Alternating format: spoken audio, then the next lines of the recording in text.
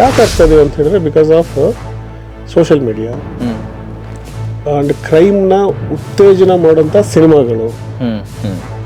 ಮೂರನೇದು ಪೊಲೀಸರನ್ನ ನ್ಯಾಯ ವ್ಯವಸ್ಥೆನ ಜೋಕರ್ಗಳಾಗಿ ಏನೋ ಪ್ರತಿನಿಧಿಸುವಂಥವ್ರು. ಕಾನೂನು ಮೇಲೆ ಅವ್ರು ಯಾಕೆ ಭಯ ಇಲ್ಲ ಅಂತ ಹೇಳಿದ್ರೆ ನಮ್ಮ ನ್ಯಾಯದಾನದ ವ್ಯವಸ್ಥೆ ಡಿಲೇ ಆಗ್ತಾ ಇರೋದು, ಸಾಕ್ಷಿಗಳನ್ನ ಹೋಸ್ಟೈಲು ಮಾಡಿಸುವಂಥದ್ದು. ಕಾನೂನಲ್ಲಿ ಎಲ್ಲ ಲೂಪ್ ಹೋಲ್ಸ್ನ ತಗೊಂಡವರು ಇಂಥದ್ದೆಲ್ಲ ಸಿನಿಮಾಗಳಲ್ಲಿ ಇದೆಲ್ಲ ನೋಡಿ ಆಚೆ ಬರ್ತಾರೆ. ಸಣ್ಣ ವಯಸ್ಸಿಗೆ ಫೇಮಸ್ ಆಗಬೇಕು, ಪ್ರೆಸರು, ಸೂಸೈಡ್ಸ್ ಎಲ್ಲ ಆಗ್ತಾ ಇದಾವಲ್ಲ. ಮಕ್ಕಳು ಯಾಕೆ immediately they want to become a famous, reality show ಅಲ್ಲಿ ಬರಬೇಕು, ಒಳ್ಳೆ ಹಾಡು ಹೇಳಬೇಕು, ಒಳ್ಳೆ ಇಂಟರ್ವ್ಯೂಸ್ ಕೊಡಬೇಕು, ಲೈಕ್ಸ್ ಬರಬೇಕು, 24 ಗಂಟೆ ಇದೇನಪ್ಪ ನೀನು ಟ್ರೋಲ್ ಆಗಬೇಕು, ಟ್ರೆಂಡ್ ಆಗಬೇಕು, ಏನೋ ಒಂದು ಆಗಬೇಕು ಅಂತ ಇಷ್ಟಿಷ್ಟು ವಯಸ್ಸಿಗೆ. ಬಟ್ ಅವರ ಗೋಲ್ಸ್ ಏನು? ಈಗ ನಿಮ್ಮ ಮಕ್ಕಳು ಯಾರಾದ್ರು ಮಾತಾಡಿದ್ರೆ ಪೇರೆಂಟ್ ಹೋಗ್ಬಿಟ್ಟು ಅವ್ರ ಮ್ಯಾನೇಜ್ಮೆಂಟ್ ಮೇಲೆ ಕಂಪ್ಲೇಂಟ್ ಕೊಟ್ಟು ನಮ್ಮ ಹತ್ರ ಬರ್ತಾರೆ.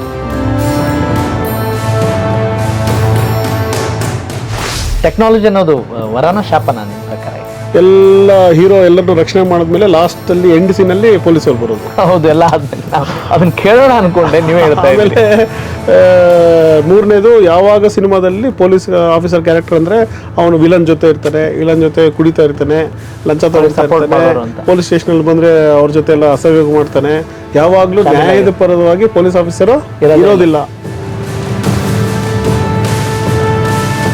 ದೊಡ್ಡ ಮಾಫಿಯಾ ಅಂತೀರಾ ಸರ್ ಇದು? Nothing that sort. ನನ್ನ ಸರ್ವಿಸಲ್ಲಿ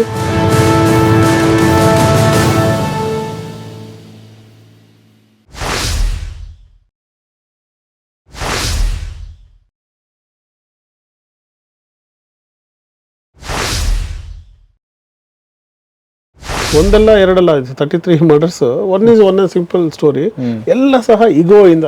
ಇಗೋ, ನಾನು, ನನ್ನದು, ಬಿಟ್ರೇಯಲ್. ಮೂರನೇದು ಡಾಮಿನೆನ್ಸ್ ತೋರಿಸುವಂಥದ್ದು. ಅಥವಾ ಈ ಸಿಸ್ಟಮಿಗೆ ನನಗೇನಾಗಲ್ಲ, ಏನಾಗುತ್ತೆ, ಜೈಲಿಗೆ ಹೋಗ್ತೀನಿ, ಬೇಲ್ ಮೇಲೆ ನಾನು ಬಂದುಬಿಡ್ತೀನಿ, ನನ್ನನ್ನು ಇದರ ತಮ್ಮಂದ್ರೆ ಏನಾದ್ರು ದೊಡ್ಡವರಿದ್ದಾರೆ ನೋಡ್ಕೊತಾರೆ, ಏನೋ ಸೆನ್ಸ್ಲೆಸ್. ಈ ಒಂದು ಏನೋ ಒಂದು ಹೈಪೋಸಿಸ್ ಇಂದ ಅವರು, ಅಂದರೆ ಅವರೆಲ್ಲ ನನಗೇನಾಗಲ್ಲ, ಏನು ಮಾಡ್ಕೊತಾರೆ ನೋಡೋಣ, ಫಸ್ಟ್ ಈ ಕ್ಷಣಕ್ಕೆ ಆಗ್ಬೋದು ಅಂತ ಒಂದು ಕ್ಷಣಿಕ ಇದಕ್ಕೆ. ಒಂದು ಇದರಲ್ಲಿ ಒಂದು ಇಲ್ಲೇ ಗಲ್ಪೇಟ್ ಅಂತ ಹೇಳಿ ಕೋಲಾರಲ್ಲಿ ಆಯಿತು ಒಂದು ಮರ್ಡ್ರು. ಅದರಲ್ಲಿ ಮದುವೆ ಆಗಿರ್ತಾನೆ, ಇನ್ನೊಬ್ಬಳು ಜೊತೆ ಇರ್ತಾನೆ, ಅವನು ಬಂದಾಗ ಅವಳು ಇನ್ನೊಬ್ಬಳ ಜೊತೆ ಇದ್ದಾಳೆ ಅಂಥೇಳಿ ಅವನು ಅಲ್ಲೇ ಸ್ಪಾಟಲ್ಲೇ ಮರ್ಡರ್ ಮಾಡ್ತಾರೆ ಅವನು ಎದುರುಗಡೆ. ಇದು ಆಮೇಲೆ ಪಾಪ ಗಂಡ ಹೆಂಡತಿ ಜಗಳ ಇರ್ತದೆ, ಅತ್ತೆ ಮಾವ ಒಂದು. ಅದನ್ನು ನೀನು ಸರಿರಪ್ಪ ಅಂತ ಹೇಳಿದಕ್ಕೆ ಅತ್ತೆ ಮಾವನ್ನೇ ಸಾಯಿಸ್ತಾನೆ. ಅಂದರೆ ಮನುಷ್ಯ ಎಲ್ಲಿ ಹೋಗ್ತಾ ಇದ್ದಾನೋ ಒಂದೊಂದು ಸತಿ ನೋಡಿ ತುಂಬ ಬೇಜಾರಾಗುತ್ತೆ ಸರ್ ನಮಗೆ. ಅಲ್ಲ ಸರ್, ನನಗೆ ಬಹಳ ಆಶ್ಚರ್ಯ ಅನ್ನಿಸ್ತಾ ಇರೋದೇನೆಂದರೆ, ಇವರ್ಸು ಸೆನ್ಸಿಟಿವ್ ಪರ್ಸನ್, ಆಮೇಲೆ ಸ್ವಲ್ಪ ಆಳವಾಗಿ ಎಲ್ಲವನ್ನು ವಿಶ್ಲೇಷಿಸುವ ಮನೋಭಾವದವರು. ಅವಾಗಲಿಂದ ನಾನು ಅಬ್ಸರ್ವ್ ಮಾಡ್ತಾ ಇದ್ದೀನಿ. ಸಿಟಿಸನ್ ಇರ್ಬೋದು, ಮಾನವೀಯ ಮೌಲ್ಯಗಳಿರ್ಬೋದು, ಮನುಷ್ಯತ್ವದ ಬಗ್ಗೆ ಬಹಳ ಅಂದರೆ ಒಂದು ಸ್ವಲ್ಪ ಫಿಲಾಸಫಿಕಲ್ ಆಗಿ ಕೂಡ ನೀವು ಮಾತನಾಡ್ತಾ ಇದ್ರಿ. ಒಂದು ಸುಂದರ ಜೀವನಕ್ಕೆ ಏನೆಲ್ಲ ಉದಾಹರಣೆಗಳು ಬೇಡವೋ ಅದೆಲ್ಲವನ್ನ ನಿಮ್ಮ ಒಂದು ಕರ್ತವ್ಯದ ಅವಧಿಯಲ್ಲಿ ನೀವು ನೋಡ್ಕೊಂಡು ಬಂದಿದ್ದೀರಿ. How do you maintain your mental health by seeing these things? ಈಗ ನಾನು ಅಧಿಕಾರಿಗಳ ಜೊತೆ ಎಲ್ಲ ಅನಾಹುತಗಳಿಗೆ ಪೊಲೀಸ್ ಇರ್ಬೋದು, ಸಮಾಜದಲ್ಲಿ ಸಿಟಿಸನ್ ಇರ್ಬೋದು, ಎಲ್ಲದಕ್ಕೂ ಡಿಸಿಷನ್ಸಿಂದ ಎಲ್ಲ ತೊಂದರೆ ಆಗ್ತಾ ಇದೆ. ಇದು ತಪ್ಪು ಅಂತ ಗೊತ್ತಿದ್ರು ಯಾಕೆ ಮಾಡ್ತಾ ಇದ್ದಾರೆ? ಬಿಕಾಸ್ ಸೆನ್ಸ್ಲೆಸ್ ಆದಾಗ. ಯಾಕೆ ಆಗ್ತಾ ಇದೀವಿ ಅಂತ ಹೇಳಿದ್ರೆ because of social media and ಕ್ರೈಮ್ನ ಉತ್ತೇಜನ ಮಾಡೋಂಥ ಸಿನಿಮಾಗಳು. ಮೂರನೇದು ಪೊಲೀಸರನ್ನ ನ್ಯಾಯ ವ್ಯವಸ್ಥೆನ ಜೋಕರ್ಗಳಾಗಿ ಏನೋ ಪ್ರತಿನಿಧಿಸುವಂಥವ್ರು. ಹೀರೋಯಿಸಮ್ನ ಏನೋ ಬಂದು ಒಂದು ಪಿಸ್ಟಲ್ ಇಟ್ಕೊಂಡು ಎಷ್ಟು ಜನನಾದರೂ ಸಾಯಿಸ್ಬೋದು. ಅವನು ಆರಾಮಾಗಿ ತಿರ್ಗಾ ಫ್ಲೈಟಲ್ಲೋ ಒಂದು ಹಡಗಲ್ಲೋ ಆರಾಮಾಗಿ ಹೋಗ್ತಾ ಇರ್ತಾರೆ ಹೀರೋಯಿನ್ ಜೊತೆ. ದಿಸ್ ಈಸ್ ಒಂದು ಕಾಲ್ಪನಿಕ ಜಗತ್ತು. ಮೂರನೇದು ನೆಟ್ಫ್ಲಿಕ್ಸ್ ಅಲ್ಲಿ ಅಥವಾ ನೀವೆಲ್ಲ ಕ್ರೈಮ್ ಥ್ರಿಲ್ಲರ್ ಅಂತ ಒಂದು ದೃಶ್ಯಮು. ಫಾರ್ ಎಕ್ಸಾಂಪಲ್ ನೀನು ಮರ್ಡರ್ ಮಾಡಿ ಹೆಂಗ್ ತಪ್ಸ್ಕೋಬಹುದು?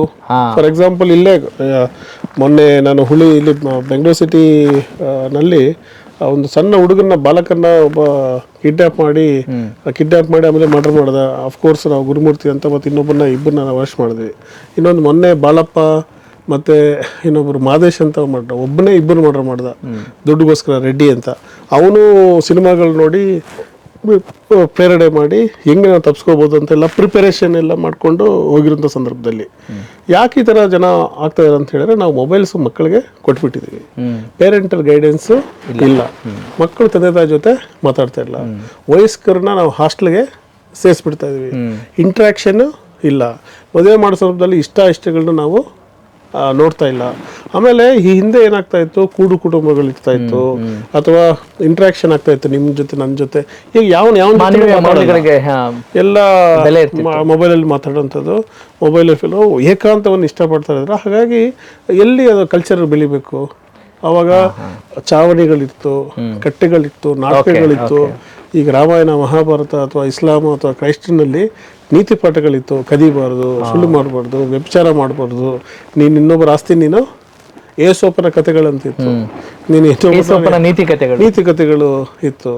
ವೇಮನ್ನದ ಕಥೆಗಳಿತ್ತು. ನಮ್ಮ ಕೋಲಾರ ಭಾಗದಲ್ಲಿ ಈಗ ಕೈವಾರ ತಾತಯ್ಯಗಳ ಅವ್ರದ್ದು ಬ್ರಹ್ಮಂಗಾರಿ ಕಥೆಗಳಂತೇಳಿ ತೆಲುಗು ಇನ್ಫ್ಲೂಯೆನ್ಸ್ ಅಲ್ಲಿ ಎಲ್ಲ ಇದಾವೆ. ಇದು ಯಾರು ಹೇಳ್ಕೊಡ್ತಾ ಇದ್ದಾರೆ ಈಗ? ಅಂದ್ರೆ ಈ ರೀತಿಯಾದಂತಹ ಮೆಂಟಲ್ ಹೆಲ್ತ್ ನ ಕಾಪಾಡ್ಕೋಬೇಕಾದ್ರೆ ಪುಸ್ತಕಗಳು ಈಗ ಹಿಂದೆ ಇದೆ. ಅಲ್ಲ, ತಾವೇನ್ ಮಾಡ್ತೀರಿ? ಅದೇ ಪುಸ್ತಕಗಳು. ಈಗ ನಾನು ಒಂದೊಂದು ಕ್ರೈಮ್ ನಾವು ಅನಾಲಿಸಿಸ್ ಅಂತ ಮಾಡ್ತೇವೆ ಒಂದು ವರ್ಷಕ್ಕೆ. ವೈ ಇಟ್ ಈಸ್ ಹ್ಯಾಪನ್ಡ್ ಅಂತ ನಾವು ಆರೋಪಿಗಳ ಜೊತೆ ಮಾತಾಡ್ತೀವಿ, ಯಾರು ಮಾಡಿದ ಅವನ ಜೊತೆ ನಾವು ಇಂಟ್ರಾಕ್ಟ್ ಮಾಡ್ತೀವಿ. ಇಂಟ್ರಾಗೇಷನ್ ಮಾಡುವಾಗ ವೈ ಇಟ್ ಈಸ್ ಹ್ಯಾಪನ್ಡ್ ಅಂತ ಮಾತಾಡೋ ಸಂದರ್ಭದಲ್ಲಿ ಅವ್ರ ಮಾನಸಿಕ ಪರಿಸ್ಥಿತಿ, this is the reason, might be reason ಅನ್ನೋದು ರೂಟ್ ಕಾಸ್ ಅಂತ. ಎಲ್ಲದರಲ್ಲೂ ಎಲ್ಲ ಮರ್ಡರ್ಸ್ಗೆ ಕಾರಣ ಏನಂತ ಹೇಳಿದ್ರೆ, ಕಾನೂನು ಮೇಲೆ ಅವ್ರು ಯಾಕೆ ಭಯ ಇಲ್ಲ ಅಂತ ಹೇಳಿದ್ರೆ, ನಮ್ಮ ನ್ಯಾಯದಾನದ ವ್ಯವಸ್ಥೆ ಡಿಲೇ ಆಗ್ತಾ ಇರೋದು, ಸಾಕ್ಷಿಗಳನ್ನ ಹೋಸ್ಟೈಲು ಮಾಡಿಸೋಂಥದ್ದು, ಅಥವಾ ಸಾಕ್ಷಿಗಳನ್ನ ನಾವು ಕೊಂಡ್ಕೋಬೋದು ಅನ್ನೋ ಒಂದು ಇದಿರ್ಬೋದು. ಅಥವಾ ನಾನು ಇಂಥ ಜಾತಿಯಲ್ಲಿ ಹುಟ್ಟಿದ್ದೀನಿ, ನಾನು ಏನು ಮಾಡಿದ್ರು ಇದು ನಡೆಯುತ್ತೆ, ನನಗೆ ಪೊಲಿಟಿಕಲ್ ಬ್ಯಾಕಪ್ ಇದೆ.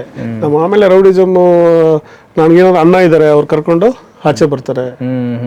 ಸೊ ಕಾನೂನಲ್ಲಿ ಎಲ್ಲ ಲೂಪ್ ಹೋಲ್ಸ್ನ ತಗೊಂಡವರು ಇಂಥದ್ದೆಲ್ಲ ಸಿನಿಮಾಗಳಲ್ಲಿ ಇದೆಲ್ಲ ನೋಡಿ ಆಚೆ ಬರ್ತಾ ಇದ್ದಾರೆ. ಹಾಗಾಗಿ ಇದನ್ನ ನಾವು ಅವ್ರಿಗೆ ಕೌನ್ಸಿಲಿಂಗ್ ಮಾಡ್ಬೇಕಾದ್ರೆ ನಾವು ಓದ್ಬೇಕಲ್ಲ. ಅದಕ್ಕೆ ನಮ್ಗೇನು ಬೇಸ್ ಪುಸ್ತಕಗಳು, ಇಂಟ್ರಾಕ್ಷನ್ಸು, ಸೆಮಿನಾರ್ಸು. ಆಮೇಲೆ ನಮಗೆ ಸೀನಿಯರ್ ಆಫೀಸರ್ಸ್, ಎಸ್ಪೆಷಲಿ ಒಂದು ಪೊಲೀಸ್ ಆಫೀಸರ್ ನಾವು ಪರ್ಫಾರ್ಮ್ ಮಾಡಬೇಕಾದ್ರೆ ಮನೆ ಎಷ್ಟು ಮುಖ್ಯನೋ, ನಮ್ಮ bosses also very very important. ನಾವು ಯಾವುದೇ ಒಂದು ಕ್ಲಿಷ್ಟಕರ ಪ್ರಕರಣ ಬೇಜನೆ ಮಾಡಿರೋ ಅಂತ ಹೇಳಿದ್ರೆ, ನಾವು ನಮ್ಮ ಸೀನಿಯರ್ಸ್ ಅವ್ರ ವಯಸ್ಸು, ಅವ್ರ ಅನುಭವನ ತಗೊಂಡು ನಾವು ಮಾಡಿರ್ತೀವಲ್ಲ, ಅಂತ ಮಾಡೋ ಎಲ್ಲ ಸಂದರ್ಭಗಳು ಏನಂತ ಹೇಳಿದ್ರೆ, ಈ ಎಲ್ಲ ವ್ಯಾಲ್ಯೂಸ್ ಯಾಕೆ ಕಡಿಮೆ ಆಗ್ತದೆ ಅಂತ ಹೇಳಿದ್ರೆ, ಫಾಲ್ಸ್ ನ್ಯೂಸ್, ಫೇಕ್ ನ್ಯೂಸ್.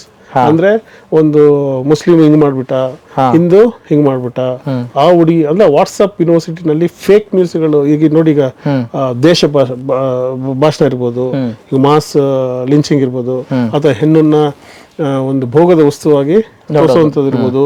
ಇದೆಲ್ಲ ಈ ವಾಟ್ಸಪ್ ಫೇಕ್ ನ್ಯೂಸ್ ಅಲ್ಲಿ ಬರ್ತಾ ಇದೆಯಲ್ಲ, ಇದು ಸರಿ ಅಂತ ತಪ್ಪಂತ ಹೇಳೋ ಕೆಲಸ ಫಸ್ಟ್ ಮನೇಲಿ ಮಾಡ್ತಾ ಇದ್ರು.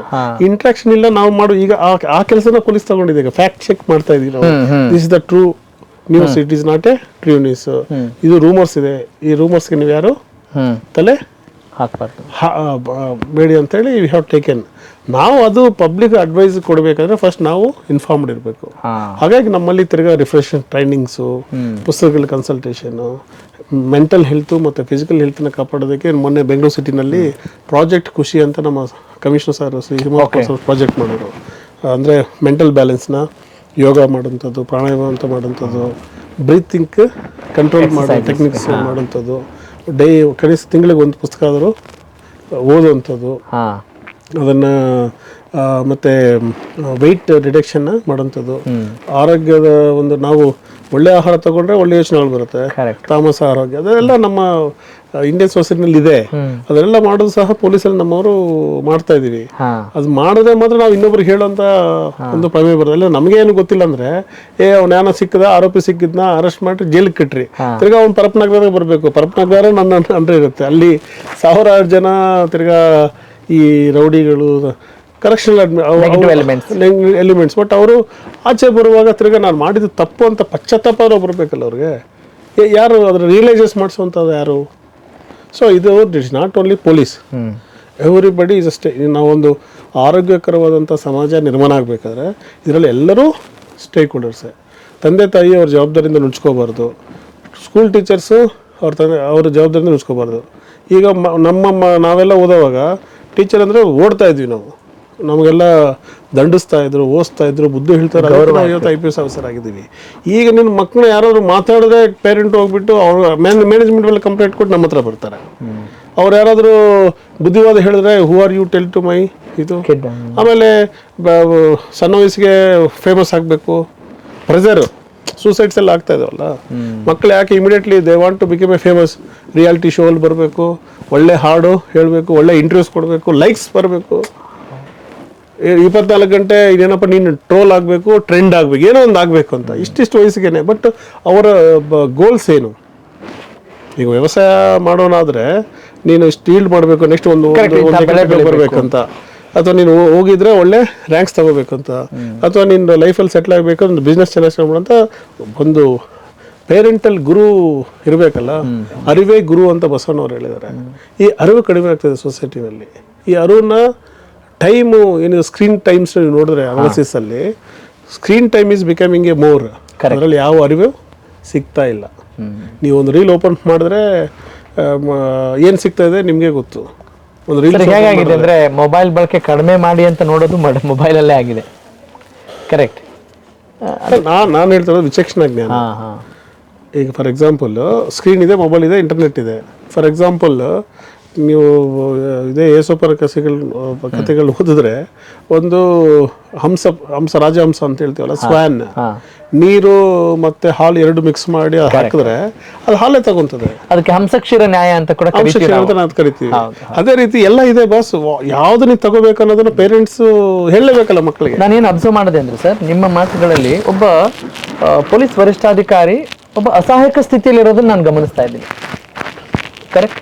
ನೀವು ಒಂದಿಷ್ಟು ಪಾಯಿಂಟ್ಸ್ಗಳನ್ನ ಹೇಳಿದ್ರಿ. ಸೋಷಿಯಲ್ ಮೀಡಿಯಾ ಜೊತೆಗೆ ಕ್ರೌರ್ಯವನ್ನು ಬಿಂಬಿಸುವಂಥ ಸಿನಿಮಾಗಳು, ಒಬ್ಬ ವಿಲನ್ ಹೀರೋ ಆಗಿ ಪೋರ್ಟ್ರೇ ಆಗ್ತಾ ಇದ್ದಾನೆ, ಅದು ಕೂಡ ಇಲ್ಲಿ ಕಾರಣ ಆಗ್ತಾ ಇದೆ ಅಂತ ಹೇಳೋದ್ರ ಜೊತೆಗೆ ನೀವು ಇನ್ನೊಂದು ಸೂಕ್ಷ್ಮ ವಿಚಾರವನ್ನು ಹೇಳಿದ್ರಿ.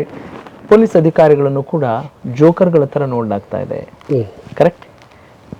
ಯಾಕೆ ಹಿಂಗೆ ಆಗ್ತಾ ಇದೆ? ಯಾರು ಮಾಡ್ತಿದ್ದಾರೆ ಅಂತ ನಿಮ್ಗೆ ಅನಿಸ್ತಾ ಇದೆ? ಪಟ್ಟಬದ್ಧ ಹಿತಾಸಕ್ತಿಗಳು ಇದ್ದೇ ಇರ್ತದೆ. ಈಗ ಪೊಲೀಸು ಸ್ಟ್ರಾಂಗ್ ಇದ್ದರೆ ಯಾರಿಗೆ ನಷ್ಟ? ಯಾರು ಅನ್ಯಾಯ ಮಾಡಿದ್ರೆ ಅವ್ರಿಗೆ ನಷ್ಟ. ಪೊಲೀಸ್ ವೀಕ್ ಆಗಿದ್ರೆ ಲಾಭ ಯಾರಿಗೆ? ಅವ್ರಿಗೆ. So it is all collective concerns. ಜೋಕರ್ಗಳಂದರೆ ನೀವು ಹಿಂದೆ ನಾನು ಹೇಳೋದು ಎಲ್ಲ ಹೀರೋ ಎಲ್ಲರನ್ನೂ ರಕ್ಷಣೆ ಮಾಡಿದ್ಮೇಲೆ ಲಾಸ್ಟಲ್ಲಿ ಎಂಡ್ ಸೀನಲ್ಲಿ ಪೊಲೀಸವ್ರು ಬರೋದು. ಹೌದು, ಎಲ್ಲ ಅದನ್ನ ಕೇಳೋಣ ಅನ್ಕೊಂಡೆ, ನೀವೇ ಹೇಳ್ತಾ ಇದ್ದೀರಿ. ಆಮೇಲೆ ಮೂರನೇದು, ಯಾವಾಗ ಸಿನಿಮಾದಲ್ಲಿ ಪೊಲೀಸ್ ಆಫೀಸರ್ ಕ್ಯಾರೆಕ್ಟರ್ ಅಂದರೆ ಅವನು ವಿಲನ್ ಜೊತೆ ಇರ್ತಾನೆ, ವಿಲನ್ ಜೊತೆ ಕುಡಿತಾ ಇರ್ತಾನೆ, ಲಂಚ ತಗೊಳ್ತಾ ಇರ್ತಾನೆ, ಪೊಲೀಸ್ ಸ್ಟೇಷನಲ್ಲಿ ಬಂದರೆ ಅವ್ರ ಜೊತೆ ಎಲ್ಲ ಅಸಹ್ಯೋಗ ಮಾಡ್ತಾನೆ. ಯಾವಾಗಲೂ ನ್ಯಾಯದ ಪರವಾಗಿ ಪೊಲೀಸ್ ಆಫೀಸರು ಇರೋದಿಲ್ಲ. ಆಮೇಲೆ ಪೊಲಿಟಿಕಲ್ ಲೀಡರ್ಸ್ ಏನಿರ್ತಾರೆ ಅದನ್ನೇ ಕೇಳ್ತಾರೆ. That is wrong. ನಮಗೆ ನೋವಾಗುತ್ತೆ ಸರ್ ನಿಮ್ಗೆ ಅಂಥದ್ದು ನೋಡಿದಾಗ. ಆಗುತ್ತೆ. ಅಂಥವ್ರ ಮೇಲೆ ತುಂಬ ಜನ ಆಫೀಸರ್ಸ್ ಕೇಸಸ್ ಹಾಕಿದ್ದಾರೆ. ಸೆನ್ಸರ್. ಈಗ ಒಂದನ್ನ ನೀವು ಹೇಳಿ, ವಾಸ್ತವ ಸಂಗತಿಗಳನ್ನ ನೋಡಿ ಸಿನಿಮಾ ಮಾಡ್ಲಾಗ್ತಾ ಇದೆಯಾ, ಅಥವಾ ಸಿನಿಮಾದಲ್ಲಿ ಇರುವಂತ ಕಾಲ್ಪನಿಕ ವಿಚಾರಗಳನ್ನ ನಾವಿವತ್ತು ವೈಭವೀಕರಿಸಿ ಪೊಲೀಸರು ಆಗಿರ್ಬೋದು ಅಥವಾ ಕಳ್ಳರು ಆಗಿರ್ಬೋದು ಅದ್ರ ಫಾಲೋ ಮಾಡ್ತಿದ್ದಾರೆ? ಎಲ್ಲದಕ್ಕೂ ಕಾರಣ sir, my analysis as my knowledge is goes, it is a commercialisation.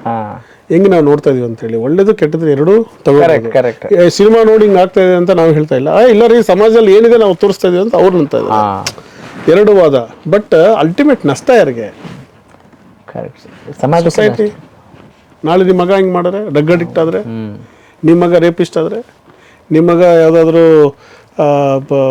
ಕುಡಿತ ನಿಮ್ಮವರು ಈಗ ನೀನು ಲೈಕ್ಸ್ ಕೊಟ್ಟು ನಾನು ವೀಲಿಂಗ್ ಮಾಡ್ಬೇಕಂದ್ರೆ ಅವ್ನು ಪ್ರಾಣ ಕಳ್ಕೊಳ್ತಾ ಇದ್ದಾರೆ. Who is going to losers ಯಾರು? ಈಗ ನಿಮ್ಮ ಸಿನಿಮಾ ಕಲೆಕ್ಷನ್ ಬಂದೇ ಬರುತ್ತೆ. ಈಗ ನೆಟ್ ಯೋಚನೆ ಮಾಡಿದಾಗ ಅವ್ರಿಗೆ ನೆಟ್ ಯಾರು ಸರ್ವಿಸ್ ಪ್ರೊವೈಡರ್ ದುಡ್ಡು ಬರ್ತಾ ಇದೆ. But who is the losers? ದೊಡ್ಡ ಮಾಫಿಯಾ ಅಂತೀರಾ ಸರ್ ಇದು? ಹಂಗಲ್ಲ ಸರ್, ಸೊಸೈಟಿ ಸಾಕ್ತಿರೋಂಥ ಒಂದು ರೀತಿ ಅಲ್ಲ. ಅಂದ್ರೆ ಎಲ್ಲೋ ಯಾರೋ ಒಂದು ಕಂಟ್ರೋಲ್ ಮಾಡ್ತಿದಾರಲ್ಲ ಇದನ್ನ. That is a bigger perspective for me. But ನಾನೊಂದು ಹೇಳೋದು, ವಿ ಆರ್ ಅಸಹಾಯಕರು ಅಂತ ಏನಲ್ಲ ನಾವು. I am telling it is the developments which is happening in the society we have to take it control ನಾವು ಏನಾರು ಮಾಡ್ಕೊಳ್ಳಿ ಅಂತ ಸಲ ಇದ್ರೆ we are not fit to be police officer we take the challenges ನಾವು challenges ತಗೊಂತೀವಿ ಕೆಲಸ ಮಾಡ್ತೀವಿ ಎಲ್ಲ ಸರ್ಕಾರಗಳು ಸಹ ಒಂದು ಹ್ಯೂಮನ್ ಡೆವಲಪ್ಮೆಂಟ್ಗೋಸ್ಕರ ಕೆಲಸ ಮಾಡ್ತಾನೆ ಇದೆ ನಾವು ಮಾಡ್ತೀವಿ ಬಟ್ ನಾವು ಹೇಳಿದ್ರೆ ಒಂದು ಅಡ್ವೈಸರಿ ಇದಕ್ಕೆ ಬಲಿ ಆಗಬೇಡಿ ಅಂತ ಬಲಿ ಆದರೆ ನಷ್ಟ ನಿಮಗೆ ಕ್ರಿಮಿನಲ್ ನಾವು ಬಿಡೋ ಪ್ರಶ್ನೆ ಏನಿಲ್ಲ ನಿಮ್ಮ ಮೇಲೆ ಕೇಸ್ ಹಾಕ್ತೀವಿ ಜೈಲಿಗೆ ಹೋಗ್ತೀರಾ ನಿಮ್ಮ ಲೈಫು ಹಾಳಾಗುತ್ತಲ್ಲ ನಿಮ್ಮ ಕೆರಿಯರ್ ಹಾಳಾಗುತ್ತಲ್ಲ ನಾವು ನೀವೇನಾದ್ರು ಮಾಡ್ಕೊಳ್ತೀವಿ ನಾವು ಕೈ ಕಟ್ಟಿ ಕೂಡಲ್ವಲ್ಲ ನಾವು ಯಾರ್ ಡ್ರಗ್ಸ್ ಮೇಲೆ ನಿರಂತರವಾದ ಒಂದು ಕಾರ್ಯಾಚರಣೆ ಇದ್ದೇ ಇರ್ತದೆ ಕ್ರಿಮಿನಲ್ಸ್ನ ಹೆಡೆಮರೆ ಅಂತ ಕಟ್ಟೋರು 24 ಗಂಟೆ ನಾವು ಮಾಡೇ ಮಾಡ್ತೀವಿ ಹೆಣ್ಣು ಮಕ್ಕಳ ಜೊತೆ ಯಾರು ಅನ್ಯಾಯ ಮಾಡಿದಾರೋ ಅಂಥವ್ರನ್ನ ಕಟ್ಟಕಟ್ಟಿ ನಿಲ್ಲಿಸುವಂಥ ಕೆಲಸ ನಾವು ಮಾಡೇ ಮಾಡ್ತೀವಿ ಅದಕ್ಕೆ ನೈಟ್ ರೌಂಡ್ಸ್ ಮಾಡ್ತೀವಿ ಪೆಟ್ರೋಲಿಂಗ್ ಮಾಡ್ತೀವಿ ಸರ್ವೆಲೆನ್ಸ್ ಮಾಡ್ತೀವಿ ಈ ದೇಶದ ಒಂದು ಸಂವಿಧಾನ ತುಂಬ ಅತ್ಯುತ್ತಮವಾದಂಥದ್ದು ನಿಜ ಸರ್, ಸಂವಿಧಾನ ಅತ್ಯುತ್ತಮವಾಗಿದೆ. ಅದನ್ನ ಕಾಪಾಡುವಂಥ ನಿಟ್ಟಿನಲ್ಲಿ ನಾವು ಕೆಲಸ ಮಾಡಬೇಕು ಅದಕ್ಕೆ ವಿ ಆರ್ ಪೇಯ್ಡ್ ಅಲ್ಲ ಸರ್. ಅಸಹಾಯಕರು ಅನ್ನೋದನ್ನ ನಾನು ಹೇಳ್ತಾ ಇಲ್ಲ, ವಿ ಆರ್ ನಾಟ್ ಅಸಹಾಯಕರು. ಬೆಂಗಳೂರು ಸಿಟಿ ಪೊಲೀಸ್ ಇರ್ಬೋದು ಅಥವಾ Karnataka state police number 1 justice report ಪ್ರಕಾರ ನಮ್ಮ ಹೋಮ್ ಮಿನಿಸ್ಟರ್ ಸಾಹೇಬರೆಲ್ಲ ಹೇಳ್ತಾರೆ it is we are the best service providers. ಇನ್ನು ನಮಗಿನ್ನೂ ಕಾಲಕ್ರಮದಲ್ಲಿ ನಮ್ಮಲ್ಲಿರುವಂಥ ಲೋಪಗಳನ್ನ ಸರಿ ಮಾಡ್ಕೊಂಡು ಇನ್ನೂ ಪಬ್ಲಿಕ್ ಸರ್ವಿಸ್ಗೆ ನಾವು ತೊಡಗಿಸ್ಕೊಂಡು ಈಗೇನು ಸೊಸೈಟಿಲಿ ನಡೀತದೆ ಕ್ರೈಮ್ ರೇಟ್ ಜಾಸ್ತಿ ಆಗೋದಕ್ಕೆ ಏನೇನು ಪೂರಕವಾದ ಅಂಶಗಳಿದೆ ಅದನ್ನು ಕಡಿಮೆ ಮಾಡೋದಕ್ಕೆ ನಮ್ಮ ನೀತಿ ನಿರೂಪಕರಿಗೆ ಸರ್ಕಾರಕ್ಕೆ ಈಗ ಕಾನ್ಫರೆನ್ಸ್ ನಡೀತಾ ಇರ್ತದೆ ಎಲ್ಲ ನಾವು ಪೇಪರ್ ಪ್ರೆಸೆಂಟ್ ಮಾಡ್ತೀವಿ ಈ ಥರ ಕಂಟ್ರೋಲ್ ಮೆಕ್ಯಾನಿಸಮ್ ತೊಗೋಬೇಕಂತ. ನೋಡಿ ಈಗ BNS ಕಾಯ್ದೆ ಎಲ್ಲ ಆಲ್ಮೋಸ್ಟ್ ಸೆಕ್ಷನ್ಸ್ ಎಲ್ಲ ಚೇಂಜ್ ಆಗಿದೆ, ನ್ಯಾಯದಾನ ವ್ಯವಸ್ಥೆನಲ್ಲೂ ಬದಲಾವಣೆಗಳಾಗಿದೆ, ಜೈಲಲ್ಲಿ ಈಗೆಲ್ಲ ಸುಧಾರಣೆ ಆಗ್ತದೆ. Let us hope for the best. Sir, ನೀವು ಕೇಳಿದಾಗ ನಂಗೆ ನಿಜಕ್ಕೂ ಖುಷಿ ಆಗುತ್ತೆ. ನೀತಿಗಳು ಸುಧಾರಣೆ ಆಗಿದ್ದಾವೆ, ಒಳ್ಳೆ ಸಿಸ್ಟಮ್ ಬರ್ತಾ ಇದೆ ಅಂತೆಲ್ಲೂ ಹೇಳ್ತಾ ಇದ್ದೀರಿ. ಸಂವಿಧಾನ ತುಂಬ ಬಲಶಾಲಿಯಾಗಿದೆ, ನಿಜ. ಇನ್ನು ಡ್ರಗ್ಸ್ ಬಗ್ಗೆ ಮಾತಾಡ್ತಾ ಇದ್ದೀರಿ. ಗಾಂಜಾ ಸೇವನೆ ಅಪರಾಧ ಅನ್ನೋದು ಗೊತ್ತಿದ್ರೂ ಕೂಡ ಆ ಪ್ರಕರಣಗಳು ಬೆಳಕಿಗೆ ಬರ್ತಾನೆ ಇರ್ತವೆ. ಕದ್ದು ಮುಚ್ಚಿ ಇನ್ನೂ ಎಷ್ಟು ನಡೀತಾ ಇದ್ದಾವೆ ನಿಮಗೆ ಗೊತ್ತಿದೆ. ಅಂದರೆ ಯಾಕೆ ಕಂಪ್ಲೀಟಾಗಿ ನಾವು ಇರಾಡಿಕೇಟ್ ಮಾಡ್ಲಿಕ್ಕೆ ಸಾಧ್ಯ ಆಗದೆ ಹೋದರೂ ಕೂಡ ಕಂಟ್ರೋಲ್ ಆಗ್ತಾ ಇದೆ ಅಂತ ನಿಜ ಅನಿಸ್ತಾ ಇದೆಯಾ ಸರ್? ಫ್ರ್ಯಾಂಕಾಗಿ ಹೇಳಿ. 100%. ಸಿ ನಾನು ಜಸ್ಟ್ ಈಗ DCP ಆಗಿ ಬಂದು 6 months ಆಯ್ತಿಲ್ಲ. ಹಾಂ sir. Karnataka state police declared war on drugs. ಈಗ ನಶಾ ಮುಕ್ತ ಕರ್ನಾಟಕ ಮಾಡಬೇಕನ್ನೋದು ನಮ್ಮ ಧ್ಯೇಯವಾಗ್ತಿದೆ. ಈಗ ಫಾರ್ ಎಕ್ಸಾಂಪಲ್ ಡ್ರಗ್ಸ್ ಎಲ್ಲಿಂದ ಬರ್ತಾ ಇದೆ, ಯಾರು ಅದಕ್ಕೆ ಸಪ್ಲೈಯರ್, ಡಿಮ್ಯಾಂಡ್ ಎಲ್ಲಿಂದ ಬರ್ತಾ ಇದೆ, ದಟ್ ಈಸ್ ಇಂಪಾರ್ಟೆಂಟ್. ನೋ ಅಲ್ಲ, ಡಿಮ್ಯಾಂಡ್ಸ್ ಕರೆಕ್ಟ್. ನಾನು ಹೇಳೋದು ಪೆಡ್ಲರ್ಸ್ ಎಲ್ಲಿ ಡಿಮ್ಯಾಂಡ್ ಇದೆ ಅಲ್ಲಿ ಬರ್ತಾ ಇದೆ. ಈಗ for example MDMA it is cost about 5,000 10,000. 10,000 ರೂಪಾಯಿ ಸಂಪಾದನೆ ಮಾಡೋದು ಯಾರು? ಸಾಫ್ಟ್ವೇರ್ ಇಂಜಿನಿಯರ್ಸ್, ಓದೋರು, ಅಥವಾ ಟೆಕ್ಕಿಗಳು, ಅಥವಾ ಹೈ ಅರ್ನಡ್ ಇನ್ಕಮ್ ಗ್ರೂಪ್ಸ್ ಇದ್ದವರು ತಗೊತಾ ಇದ್ದಾರೆ. ಮತ್ತು ಅವ್ರು ಯಾಕೆ ತಗೊತಾ ಇದ್ದಾರೆ? ವಿಚಕ್ಷಣೆ ಮತ್ತು ವಿವೇಕ ಇಲ್ಲದೆ ಇರೋದು. ಅಲ್ಲ ಸರ್. ಎರಡನೇದು, ಈ drugs this is a behavioural problem. ಅಂದರೆ ಏನು, ಸ್ಟ್ರೆಸ್ ಫ್ರೀಗೆ ಅಥವಾ ಒಂದು ನಾನು ಮಜಾ ಮಾಡಬೇಕಂತದನ್ನು ಈಗ ಲೋ ವ್ಯಾಲ್ಯೂ ಡ್ರಗ್ಸ್ ಅಂತ ಹೇಳ್ತೀವಿ, ಗಾಂಜಾದಂತಲ್ಲ, ನಿರಂತರವಾಗಿ ನಡೀತಾನೆ ಇರ್ತದೆ. ಸಪ್ಲೈರ್ಸ್ ಇದ್ದಾರೆ, ಪೆಡ್ಲರ್ಸ್ ಇದ್ದಾರೆ. ಇದು ನಿರಂತರವಾಗಿ ನಡೆಯುವಂಥದ್ದೇ. ಇದನ್ನು ನಾವು 100% ಎರಡಕ್ಕೆ ಯಾವಾಗ ಮಾಡ್ತಾರೆ ಅಂತ ಹೇಳಿದ್ರೆ, ಯಾವಾಗ ಅದಕ್ಕೆ ಡಿಮ್ಯಾಂಡ್ ಕಡಿಮೆ ಆಗುತ್ತೋ ಆವಾಗ ಇದಾಗುತ್ತೆ. ಅದಕ್ಕೆ ಡಿಮ್ಯಾಂಡನ್ನು ನಾವು ಕಟ್ ಮಾಡೋದಕ್ಕೆ ನಾವು ಜನಗಳಲ್ಲಿ ಅವೇರ್ನೆಸ್ ಕ್ಯಾಂಪ್ಸು, ಜನಗಳು ಹೋಗಿ ರೀಚ್ ಆಗೋದು, ಡ್ರಗ್ಸ್ ಹಿಂಗೆ ಸುಲಭವಾಗಿ ಸಿಗ್ತಾ ಇದೆ. ಈ ಸರ್ ಅಂಥದನ್ನೇ ತಾವು ನೋಡಿದ್ರೆ ಈ ಸ್ಟ್ಯಾಟಿಸ್ಟಿಕ್ಸು ಜಸ್ಟ್ ಡೈಲಿ 1 week ನೀವು ಯಾವುದೋ ನಮ್ಮ ಕಮಿಷನ್ ಸಾಹೇಬ್ ಪ್ರೆಸ್ ಮೀಟ್ ಮಾಡಿದ್ರೆ lot of cases we are booking. But ಆದ್ರೂ ರಂಗೋಲಿ ಕೆಳಗಡೆ ಬರುವಂಥದ್ದು ಬರ್ತಾನೆ ಇದೆ. ಸವಾಲು ಆಗಿರುತ್ತೆ. ನಾವು ಕಂಟಿನ್ಯೂಸ್ ಆಗಿ ಡ್ರಗ್ಸ್ ಮೇಲೆ ಯುದ್ಧವನ್ನು it is a continuous effort. ನಾವು ಇದರಲ್ಲಿ ರಾಜಿ ಆಗುವಂಥ ಪ್ರಶ್ನೆನೇ ಇಲ್ಲ. ನೀವು ನೋಡಿರ್ಬೇಕು, ಮೊನ್ನೆ ನಮ್ಮ ಎಲೆಕ್ಟ್ರಾನಿಕ್ಸ್ ಡಿವಿಷನ್ ಇರ್ಬೋದು, ನಾರ್ತ್ ಬೆಂಗಳೂರು ಸಿಟಿ ನಾರ್ತ್ ಇರ್ಬೋದು, ಸೌತ್ ಇರ್ಬೋದು, ಪ್ರತಿ ವಾರದಲ್ಲಿ ನಾವು ಈ ಪೆಡ್ಲರ್ಸ್ ಯಾರಿದ್ದಾರೆ, ವ್ಯಸನಿಗಳು ಯಾರಿದ್ದಾರೆ, ಒಂದು ಸತಿ ನಮ್ಮ ಲಿಕ್ಕಲ್ಲಿ ಬಂದರೆ ಅವ್ರನ್ನ ಪದೇ ಪದೇ ಚೆಕ್ ಮಾಡೋಂಥದ್ದು.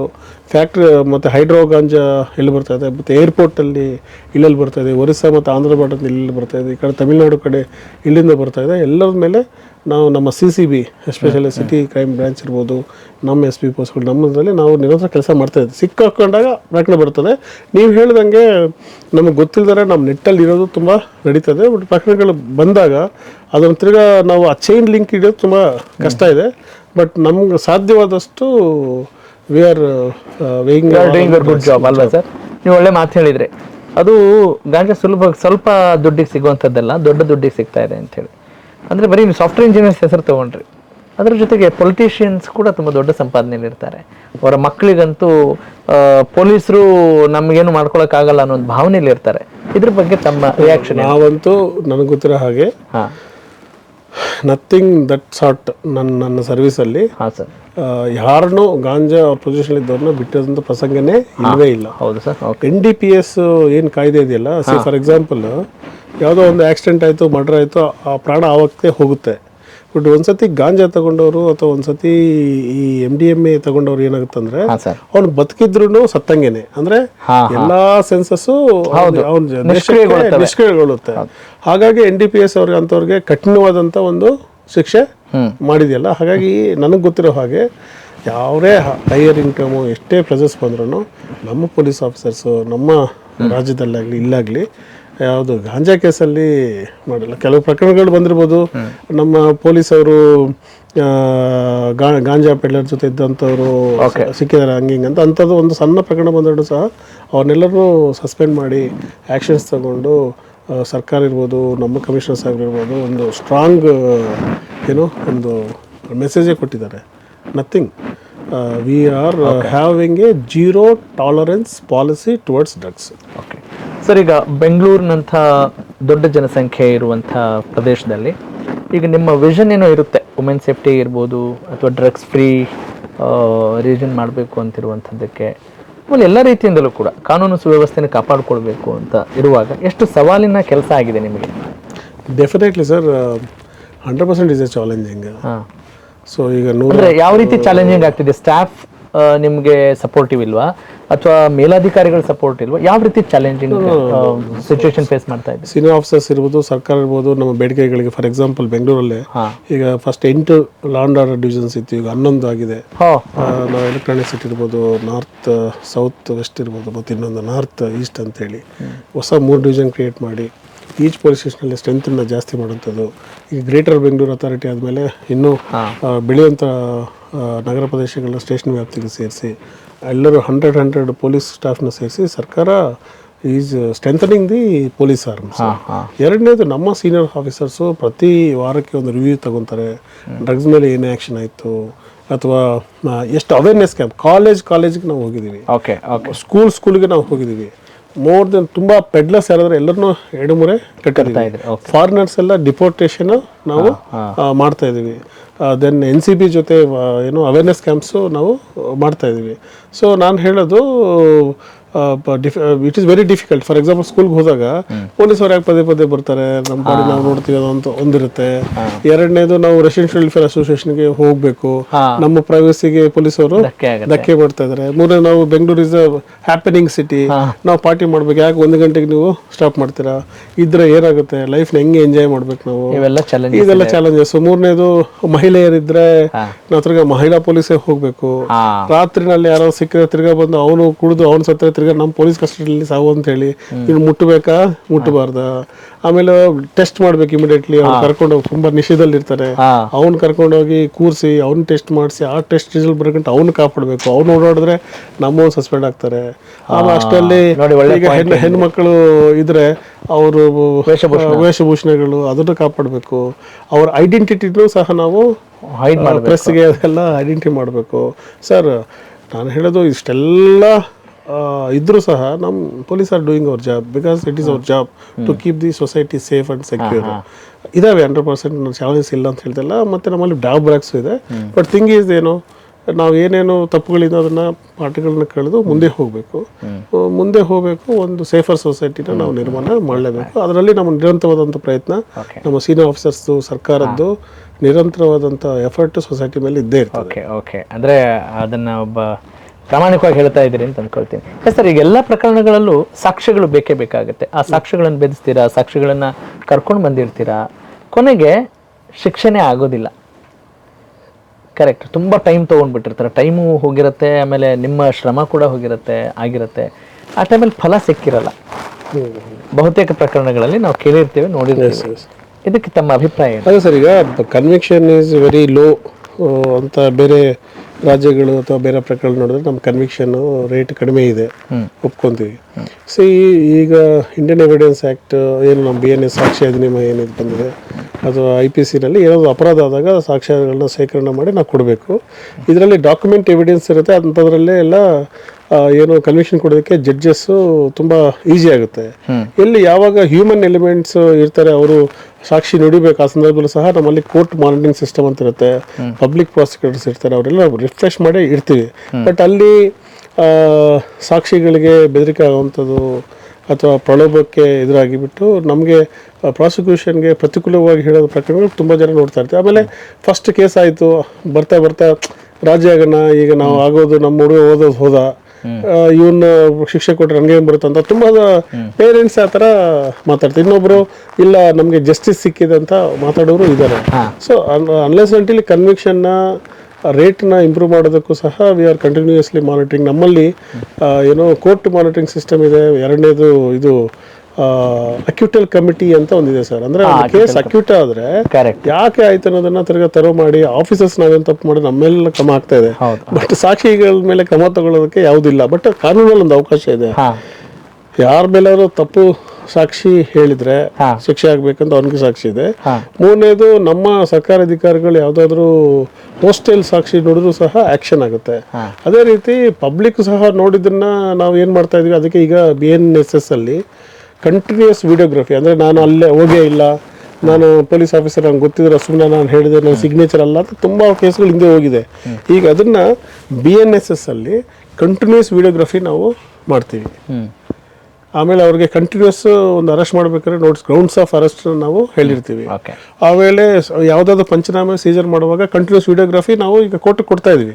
ಅವ್ರು ನಾನು ಬಂದೇ ಇಲ್ಲ ಅಂತ ಹೇಳೋದಕ್ಕೆ ಸಾಧ್ಯ ಇಲ್ಲ. ಅವ್ರು ಆಶ್ ವ್ಯಾಲ್ಯೂಸು, ಲ್ಯಾಟಿಟ್ಯೂಡ್ ಈಗ ಡಿಜಿಟಲ್ ಎವಿಡೆನ್ಸ್ ಮೇಲೆ ತುಂಬ ಹೋಗ್ತಾ ಇರೋದ್ರಿಂದ ಈ ನಿಯರ್ ಫ್ಯೂಚರಲ್ಲಿ we can expect the increase in the conviction rate. ಆಮೇಲೆ ನಿಮ್ಮ ಕಾರ್ಯವ್ಯಾಪ್ತಿಯಲ್ಲಿ ಡಿಜಿಟಲೀಕರಣಕ್ಕೂ ಬಹಳ ಪ್ರಾಮುಖ್ಯತೆ ಕೊಟ್ಟಿದ್ದೀರಿ. ಟೆಕ್ನಾಲಜಿ ಅನ್ನೋದು ವರನ ಶಾಪನ ನಿಮ್ಮ ಪ್ರಕಾರ? ಈಗ ಸಿಬಾಸ್ it is like double sword head. ನೀವು ಹೆಂಗೆ ಯೂಸ್ ಮಾಡ್ತೀರ ಮೇಲೆ ನಾವು ಇದ್ದೇ ಇರ್ತದೆ. ಸೊ ಈಗ ಸೈಬರ್ ಕ್ರೈಮ್ ನಡೀತಾನೆ ಇದೆ, ನಾವು ಕಂಟ್ರೋಲ್ ನಡೀತಾನೆ ಇದೆ. ಸೊ ಯಾವುದು ಅಲ್ಟಿಮೇಟ್ ಅಲ್ಲ, ಹ್ಯೂಮನ್ ಮೈಂಡ್ ಗೇಮ್ ಇದು. ಮೈಂಡ್ ಗೇಮ್ ಅಲ್ಲಿ ನಾವು ಯಾವಾಗಲೂ because we should be in upper hand because we are right. Correct.